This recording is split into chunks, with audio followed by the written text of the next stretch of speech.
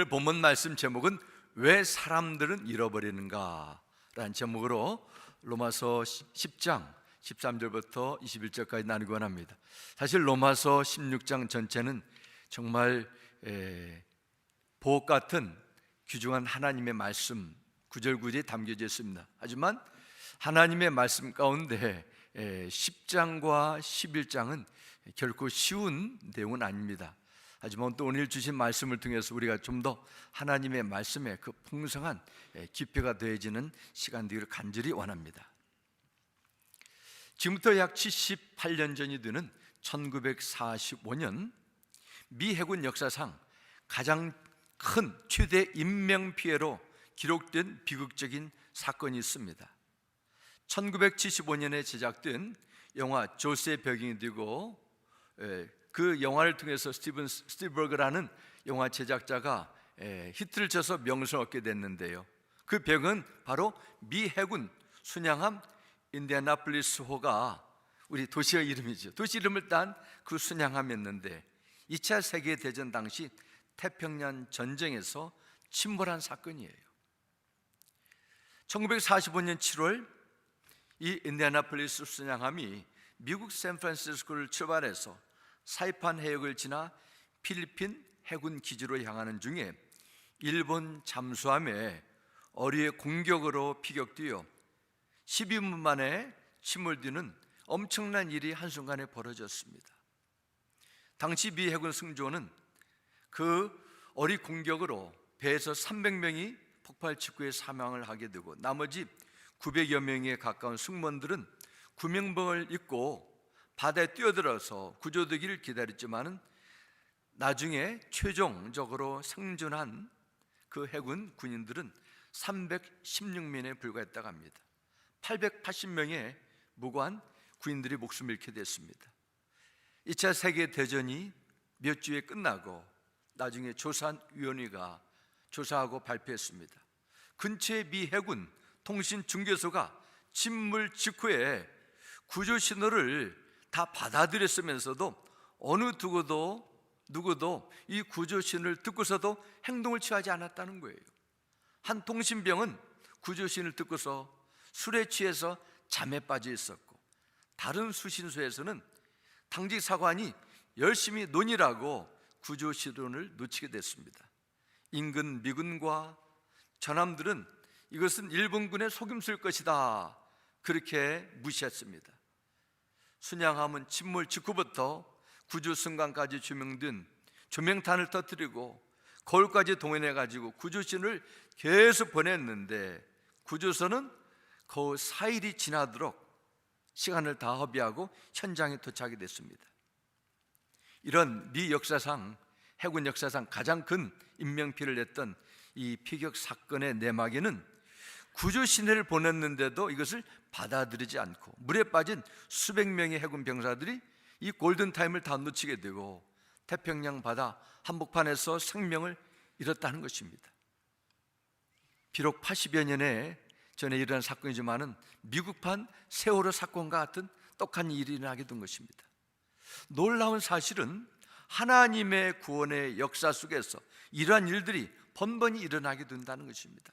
오늘 본문 로마서 10장에서는 예수 그리스도 안에 있는 복음, 하나님의 구원의 메시지가 분명히 선포되고 전해졌음에도 왜 사람들이 구원의 은혜를 놓치고 잃어버리는가예요. 특별히 하나님의 택하심을 구원받은 이스라엘 백성들은 율법을 배우고 종교적인 전통을 답습하면서 또한 수많은 선지자들로부터 전해진 예언의 말씀을 받았음에도 결국 구원의 은혜를 받지 못했는가, 이에 대한 설명입니다. 여기에 대한 큰 질문이 있어요. 그러면 하나님께서 이 세상을 향한 구원의 소식이 그냥 희미하게 전해진 것이 아니라 분명하게 전해졌는가, 여기에 대한 질문이 있고 이에 대한 대답이 오늘 본문에 나오게 됩니다. 사람들이 도저히 해낼 수 없는 일을 표현을 할 때 하늘에서 별을 딴다, 이 표현을 씁니다. 하나님의 구원이라는 것은 하늘에서 별을 따는 것처럼 굉장한 어렵고 소수만이 받을 수 있는 힘든 것이 아닙니다. 구원을 얻기 위해서 하늘에 올라가서 예수님을 모셔오는 것도 아닙니다. 하나님께서 이미 완성한 구원의 믿음으로 받는 것입니다. 그래서 사도행전 2장 22절 말씀에 보면 그러나 누구든지 주의 이름을 부르는 사람은 구원을 얻을 것이다 말씀합니다. 구원은 헬라인이든지 지혜롭든지 문화적 민족적인 배경이나 지적인 능력에 상관없이 하나님께서 예수 그리스도를 믿는 자에게 주시는 최고의 선물입니다. 그래서 로마서 1장 16절 말씀에도 내가 복음을 부끄러워하지 아니하노니 이 복음은 모든 믿는 자에게, 오대양 6대주에 사는 모든 사람들에게 구원을 주시는 하나님의 능력이 된다 선언합니다. 먼저 유대인에게요 또한 헬라인에게로다 말씀합니다. 복음의 능력은 2000년 전이나 오늘이나 내일이나 동일합니다. 여전히 복음은 어떠한 죄에 빠진 자라 할지라도 믿기만 하면 하나님께서 용서해 주시고 구원의 은총을 주신다는 능력이 된다고 성경 분명히 말씀합니다. 오늘 본문 로마서 10장 13절에도 말씀합니다. 누구든지 주의 이름을 부르는 자는 구원을 받으라 말씀합니다. 그래서 중요한 것은 누구든지입니다. 누구든지. 유복한 자나 약하고 가난한 자나 배운 자나 덜 배운 자나 상관하지 않고 어느 누구든지 예수 그리스도는 살아계신 하나님의 아들이요 내 생명의 구원자가 되시고 나는 하나님 앞에 하나님을 무시하고 살았던 죄인입니다. 죄 용서를 받지 않으면 나는 죽습니다. 이렇게 시인하고 오직 예수 그리스도만이 내 생명의 구원자가 되심을 마음으로 영접하고 입으로 시인하게 되면 구원의 은총을 주신다 하셨습니다. 이걸 받아들여야 돼요.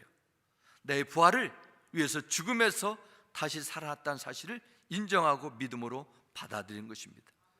사도 바울은 9절에서도 예수 그리스도에 대한 신앙을 이렇게 고백합니다.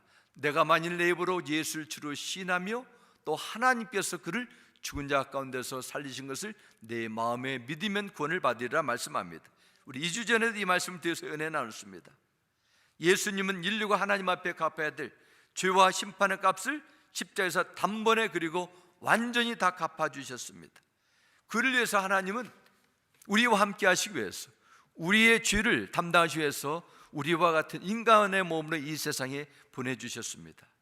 이제는 자신 주님을 고백하고 주님이 완성하신 죄 용서함의 선언을 받아들이면 돼요.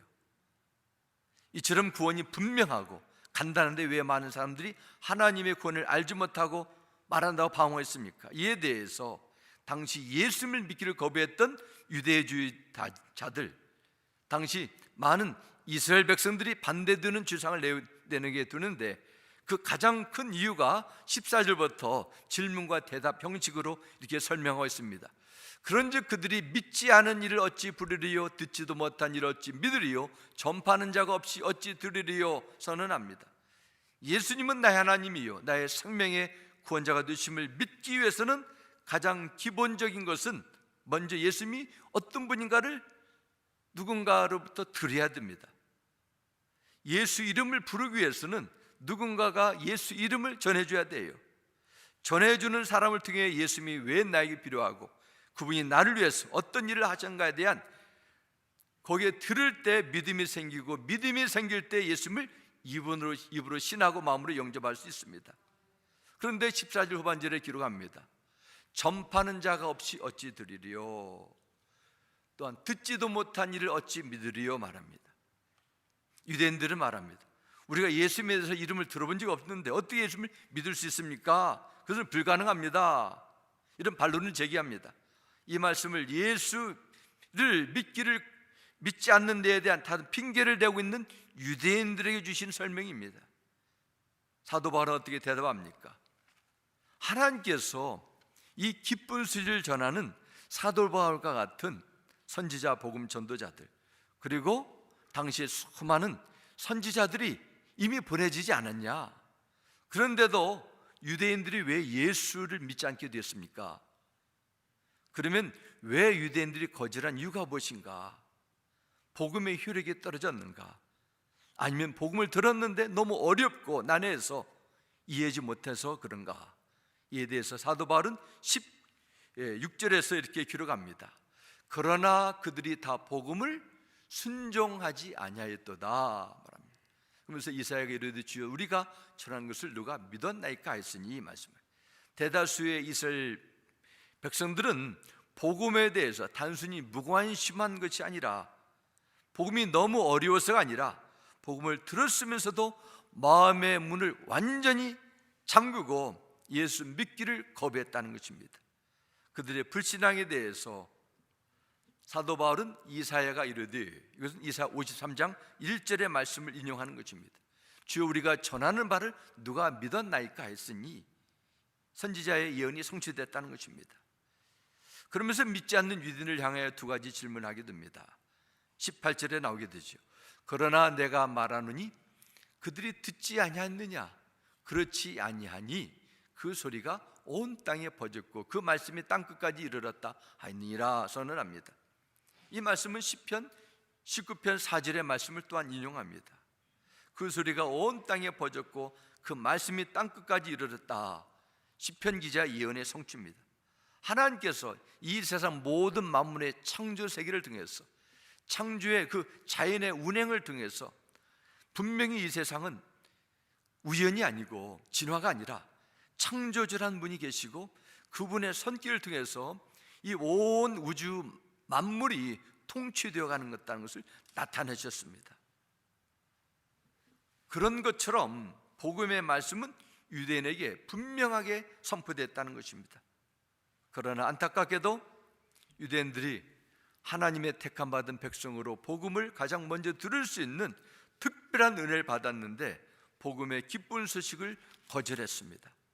19절에 대해서 복음을 거부한 이스라엘 백성들이 어떤 결과를 맞이했는가를 19절에 이렇게 기록합니다. 그러나 내가 말하노니 이스라엘이 알지 못했느냐? 먼저 모세가 이르되 내가 백성 아닌 자로서 너희를 시기하게 하며 미련한 백성으로서 너희를 노엽게 하리라 하였고 말씀합니다. 19절에 나오는 내용은 하나님께서 모세를 통해서 광야 생활하는 이스라엘 백성들이 주시는 말씀입니다. 그래서 바로 이스라엘이 알지 못하느냐?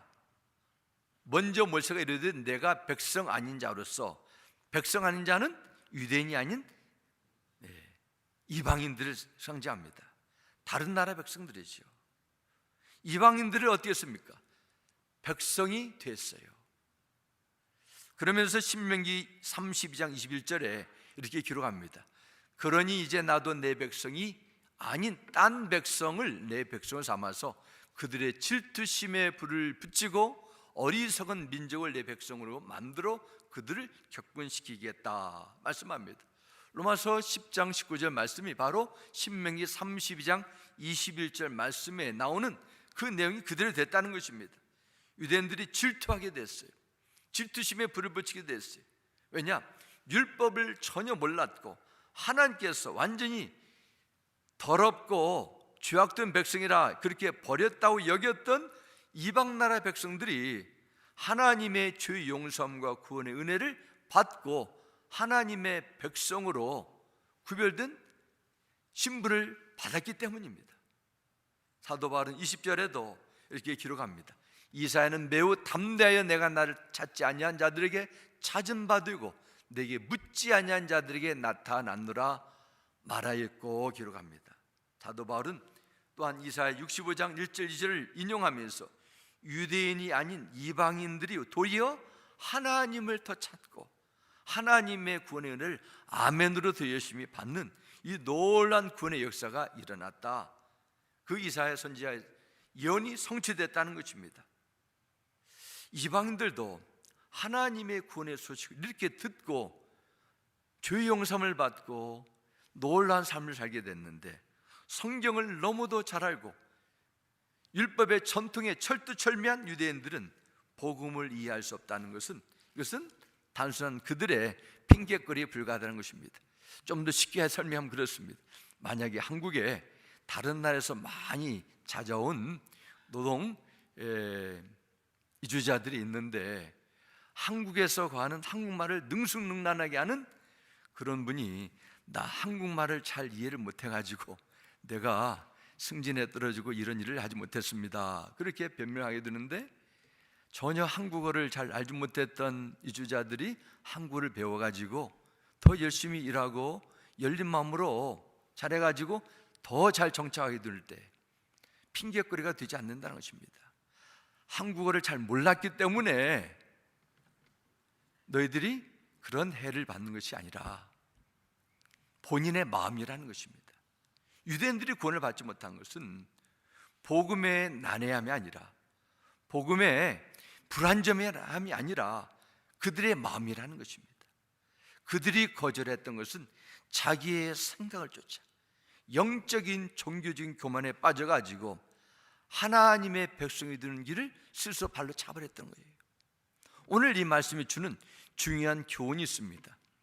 이사야 선지자를 통해서, 신명기를 통해서, 시편을 통해서 다양한 말씀이 오늘 본문에 나오게 되는데, 저는 이 말씀을 때 중요한 두 가지 교훈을 나누기 원합니다. 첫 번째는 하나님은 복음을 전하는 자를 통해 영혼을 구원하신다는 거예요. 로마서 10장 12절 말씀 기록합니다. 보내심을 받지 아니하였으면 어찌 전파리요, 기록된 바 아름답도다. 좋은 소식을 전하는 자들의 발이요 함과 같으니라 말씀합니다. 이것은 이사야 52장 7절 말씀을 인용한 것입니다. 좋은 소식을 가져오며 평화를 공포하며 복된 좋은 소식을 가져오면 구원을 공포하며 시온을 향하여 이르기를 내 하나님이 통치하신다 하는 자의 산을 넘는 발이 어찌 그리 아름다운고 선언합니다. 보내심을 받지 않았는데 누가 갈 수 있겠습니까? 이것은 마치 한 국가에서 미국 대통령의 임명장을 받은 대사가 세계 나라에 보내지는 것입니다. 내가 대사 한번 해보겠다고, 내 꿈과 내 소망을 한번 펼쳐보겠다 가지고 내가 자청해서 내가 원하는 나라로 대사로 갈 수 있습니까? 아닙니다. 마찬가지로 한 사람이 예수 그리스도가 누구인가를 듣고 구원의 은혜를 임하는 믿음을 갖기 위해서는 먼저 하나님께서 보내주셔야 돼요. 그래서 복음 전도를 위해 보낸 일이 없으면 구원의 소식이 들리지 못합니다. 이 영적 원리입니다. 그러므로 모든 그리스도인들은 누군가를 통해서 복음을 듣게 되고 하나님의 자녀가 됐어요. 그렇다면 이제는 복음의 기쁜 소식을 계속 전수해야 됩니다. 그것은 하나님께서 우리를 보내셨기 때문이고 우리는 복음의 빚진 자가 되기 때문이었습니다. 우리가 전파하는 복음을 들음으로 세상은 아름다운 소식을 듣게 되고, 복음을 듣고 믿는 자는 주의 이름을 부르게 되고 결국 그들이 구원을 얻게 되는 것입니다. 그래서 좋은 소식을 가져오는 것, 누가 해요? 천사들이 아니라 우리와 같은 사람을 통해서 하십니다. 그래서 하나님의 부르심에 순종해서 예수 그리스도 복음을 전하는 자들의 발은 하나님 앞에 복되고 아름답다 선언합니다. 더 나아가서 하늘의 영원한 상급으로 반드시 갚아줄 것입니다. 다니엘서 12장 3절 말씀에도 기록합니다. 지혜 있는 자는 궁창의 빛과 같이 빛날 것이요 많은 사람을 옳은 대로 돌아오게 한 자는 별과 같이 영원토록 빛나리라 약속하셨습니다. 하나님의 약속이 있습니다. 가장 천하보다 귀한 것은 영혼이고, 영혼이 구원받는 일이 얼마나 하나님 앞에 값진 일이 되지 않겠습니까? 그래서 전도는 내가 다른 사람에게 종교적인 확신을 강제로 집겨서 야 교회 나와봐, 아는 것보다 나아, 그래서 나오게 하는 일이 아닙니다. 전도는 하나님께서 미리 예정하시고 준비해 놓은 자들에게 복음의 씨앗을 뿌리고 물을 주어서 사랑과 인내로 잘 자라도록 도와주는 거예요. 그러면 전도는 내가 어떤 사람에게 찾아가 예수 믿게 한다는 것이 아니라 하나님께서 시작한 하나님의 구원의 역사에 내가 적극적으로 참여한다, 이렇게 볼 수 있습니다. 오늘날 전도가 쉽지 않기 때문에 전도를 하지 않는다고 말합니다. 물론 전도는 쉽지 않아요. 내 의지와 열심만으로, 부담만으로는 되지 않습니다. 그러나 전도는 쉬워요. 가능합니다. 그렇기 때문에 우리에게 전도를 명령하신 것입니다. 어떻게 쉽습니까? 하나님이 도와주셔야 돼요. 성령께서 함께 해주셔야 됩니다. 그래서 예수님은 제자들에게 복음을 전한 전도자로 부르신 후에 그들이 출발하기 전에 간곡히 명하십니다. 사도행전 1장 8절에 기록합니다. 오직 성령이 너에게 임하시면 너희가 권능을 받고 예루살렘과 온 유대와 사마리아와 땅끝까지 이르러 내 증인이 되리라 하시니라 말씀하십니다.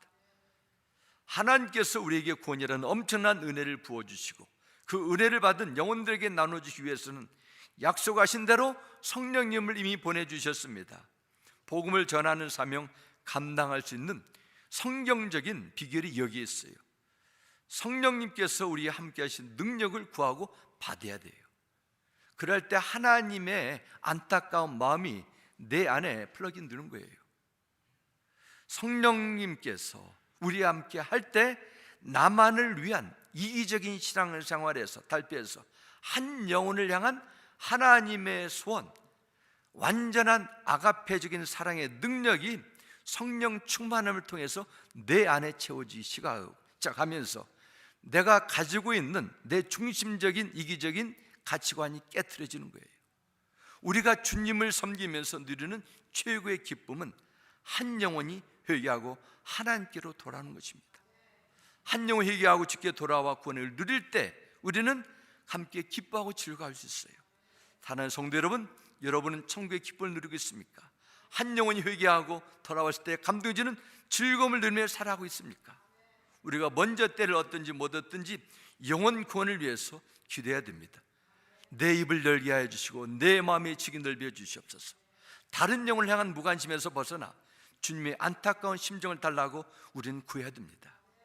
우리의 생애에 있어서 영혼을 구원함으로 얻는 즐거움을 충만히 누리기를, 그런 복된 믿음의 삶을 사시기를 주 예수 이름으로 축원합니다. 오늘 본문에 주신 귀한 두 번째 메시지는 참된 믿음은 오직 예수 그리스도의 말씀을 들음으로 나온다는 것입니다. 요한일서 5장 4절 5절은 기록합니다. 하나님에게서 난 사람 누구나 세상을 이깁니다. 세상을 이김은 이것이 바로 우리의 믿음입니다. 세상을 이긴 사람이 누구입니까? 바로 예수께서 하나님의 아들이심을 믿는 사람이 아닙니까? 어떤 사람이 세상을 이기는 승리의 기쁨을 누린다고 말씀하고 있습니까? 하나님에게서 난 사람입니다. 그럼 누가 하나님에게서 난 사람이에요?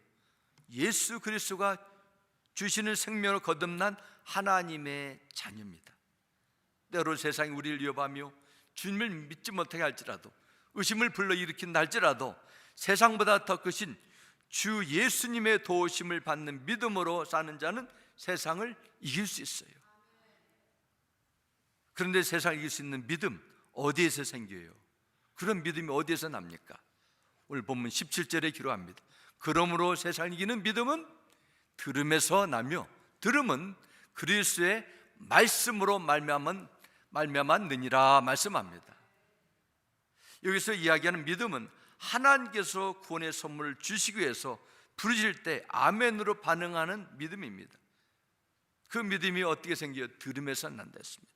그리고 들음은 그리스도의 말씀으로 말미암았느니라 말씀합니다. 그냥 무작정 여기서 저기서 주워담은 그런 정보나 내용을 듣는다 해서 믿음이 아닙니다. 그리스도의 말씀으로 말미암았다 합니다. 그리스도인으로서 참된 믿음은 복음을 듣는 데서부터 시작되지만은 그 듣는 것의 가장 중요한 핵심은 어디 있어요? 그리스도의 말씀입니다. 반대로 그리스도의 말씀이 빠진 메시지를 아무리 듣는다고 해서 진정한 믿음을 얻을 수 없다는 말이 되는 것입니다. 우리는 정말 최첨단 그 문명시대 속에서 조그마한 스마트폰 하나로 전 세계에 나오는 많은 복된 은혜의 말씀을 들을 수 있습니다. 정말 중요한 것은 이 말씀이 그리스도의 말씀이라는 거예요. 그 말씀을 받을 때 세상을 이길 수 있는 온전한 믿음이 있습니다. 그래서 우리는 내가 지금 누구의 말을 듣고 있는지 분별해야 됩니다. 아무나 들으면 안 돼요. 20세기의 탁월한 복음 전도자이자 순교자인 독일의 본헤퍼 목사님은 그의 책 제자도의 대가에서 이렇게 기록합니다. 값싼 은혜는 회개 없이도 죄를 용서하는 설교예요. 죄의 고백도 없이 참여하는 성만찬이요, 십자가 없는 은혜예요. 값비싼 은혜는 하나님께서 그의 아들을 생명을 아끼지 않고 우리를 살리기 위해 내어주시고 우리를 제자로 부르신 것이라고 설명합니다. 그래서 값싼 은혜는 예수님의 말씀이 빠진 거짓 복음입니다. 값비싼 은혜는 그리스도의 말씀이죠. 그래서 예수님께서 주신 말씀, 그리스도의 십자가 빠진 메시지는 참된 복음이 아닙니다. 거짓 복음이에요. 그러면 주님의 말씀을 그대로 듣기만 하면은 그 사람이 복음이 가져다주는 구원의 능력이 반드시 나타날까요? 유익할 수 있지만은 복음의 능력과는 별개의 문제입니다. 나타나지 않습니다. 그리스도의 마음을 듣긴 듣되 순종하는 마음으로 받아요. 순종하는 마음. 그래서 17절에서 믿음은 들음에서 난다 할 때 듣는다, 이것은 그냥 친구과의 사이 속에서 듣는 것이 아니라 실제로 누구 아래서 듣는다, 이런 의미가 있습니다. 그래서 예수님의 말씀의 권세와 권위 아래 내가 내려가서 들을 때 그 말씀의 은혜가 위에서 나에게 내려오는 것입니다. 그 말씀에 순종하겠다는 그 의미가 들음이 담겨져 있습니다. 즉 예수님의 말씀을 듣는다는 것은 단순히 머리로 하나의 주의 교훈적인 종교적인 도덕적인 사상에 그 말씀을 지적으로 긍정하고 통한다는 것이 아닙니다. 진리의 말씀을 듣고 나는 주의 말씀대로 살겠습니다. 이것이 믿음은 들음에서 난다는 거예요. 그래서 예수님은 그의 말씀을 선포하시면서 여러 차례 반복해서 그렇습니다. 귀 있는 자는 들을지어다. 귀 있는 자는 들을지어다. 아니, 예수님께서 직접 말씀하시는데도 귀 있는 자는 들을지어다, 무슨 뜻입니까? 어떤 사람들은 듣긴 들어도 들을 수 있는 귀가 아니라는 거예요. 듣지 못한다는 것입니다. 듣기는 들어도 순종이 빠진 거지요. 사도 바울은 로마서를 시작하면서 1장 5절에 이렇게 선언합니다. 그로 말미암아 우리가 은혜와 사도의 직분을 받아 그 이름을 위하여 모든 이방인 중에서 믿어 어떻게 됐어요? 순종하게 하나니 말씀합니다. 하나님께서 여러분과 저를 구원하시고 복된 소식을 전하는 사명을 주신 목적이 있습니다. 모든 이방 민족이 예수를 믿고 영원히 구원받을 뿐만 아니라 어떻습니까? 예수의 이름, 그분의 권세 아래 순종하며 살라는 것이죠. 그래서 구주, 구세주 말합니다. 주인이라는 것입니다. 그래서 기억해야 할 것이 있어요. 복음, 예수 그리스도의 복음, 그리스도의 말씀이 참된 믿음을 갖게 하는 것은 오직 순종을 통해서입니다. 내가 아무리 열심히 성경 말씀을 읽고 좋은 청각으로 복음의 메시지를 명확하게 들었다 해도 나에게 주시는 하나님의 생명의 말씀으로 내가 받고 순종하지 않게 되면 말씀이 주시는 복음의 능력은 나타나지 않을 수 있어요. 그런 자들에게 귀 있는 자는 들을지어다 말할 수밖에 없습니다. 이 세상을 통치하는 사단 마귀는 끊임없이 우리 안에 거짓되고 어두운 생각을 넣고 증폭시켜서 삶을 절망과 좌절에 빠지고 포기하도록 만듭니다. 하나님의 부르신 사명에 무관심하고 육의 즐거움에 빠져 살도록 끈질기게 유혹합니다. 그러나 끝까지 믿음으로 순종하는 자는 하나님께서 지켜보시고 함께 하시고 승리의 기쁨을 누리는 믿음을 주어줄 줄 믿습니다. 그래서 야고보서 1장 19절부터 23절을 21절부터 23절을 말씀합니다. 그러므로 더러움과 넘치는 악을 모두 버리고 온유한 마음으로 여러분 속에 심어주신 말씀을 받아들여야 합니다. 그 말씀에는 여러분의 영혼을 구원할 능력이 있습니다 말씀합니다. 그래서 온유한 마음으로 여러분 속에 심어주신 말씀을 받아들여야 된다 말씀합니다. 여러분 마음에 예수 그리스도의 말씀이 이미 심겨져 있습니다. 그러면 온유한 마음으로 받아들이라 말씀을, 그냥 받아들이라는 것이 아니지. 그 내용을 22절부터 3절에 말씀합니다. 어떻게 온유한 마음으로 받아들이는지 압니까? 말씀을 행하는 사람이 되십시오. 그저 듣기만 하여 자신을 속이는 사람이 되지 마십시오. 말씀을 듣고도 행하지 않는 사람은 있는 그대로의 자기 얼굴을 거울 속으로 들여다보기만 하는 사람과 같습니다 말씀합니다. 무슨 말씀입니까? 복음이 우리에게 들려지고 믿음으로 받아들였습니다. 그건 온유한 마음으로 이 복음을 간직하라는 것은 나는 하나님 앞에 지금도 철저한 주인이고 내 열심과 노력으로 절대로 거룩해질 수 없습니다. 율법적인 노력과 종교생활, 그런 교회생활로 나는 내 영혼이 구원받을 수 없습니다. 오직 주 예수께서 십자가에서 흘리신 보혈의 능력만이 나는 하나님 앞에 매일 정결하게 살아갈 수 있습니다. 이것이 복음이에요. 그럼 이 복음의 씨앗이 내 마음에 이미 심겨져 있기 때문에 그 말씀을 매일매일 묵상하며 온유함으로 받아들이며 사는 것이 그리스도의 말씀 내 듣고 순종하는 삶입니다. 예수를 믿는다면 이 복음의 씨앗이 내 마음에 있기 때문에 우리는 주 예수의 구원의 은혜를 기억하는 것이죠. 성찬식이 가져다 주는 의미도 그렇습니다. 우리가 예수를 나의 구주로 믿는 구원의 체험들이 다 있습니다. 문제는 그 체험이 과거의 역사로 끝나지 않고 그 은혜가 나의 겸손한 마음을 통해서 내 마음속에 매일매일 체험되냐는 거예요. 그렇지 못하고 나의 종교적인 열심, 윤리 도덕적인 열심을 살다 보니까 아직도 예수 믿은 지는 오래됐는데 나의 자아가 깨어지지 않고 하나님의 형상되지 않고 내 안에 있는 들보는 보지 못하고 다른 사람에 껴있는 티는만 그게 보이는 것이죠. 그리스도의 복음이 주시는 능력을 절대적으로 매일매일 의지하는 겸손함이 없으면 우리는 그렇게 살 수밖에 없어요.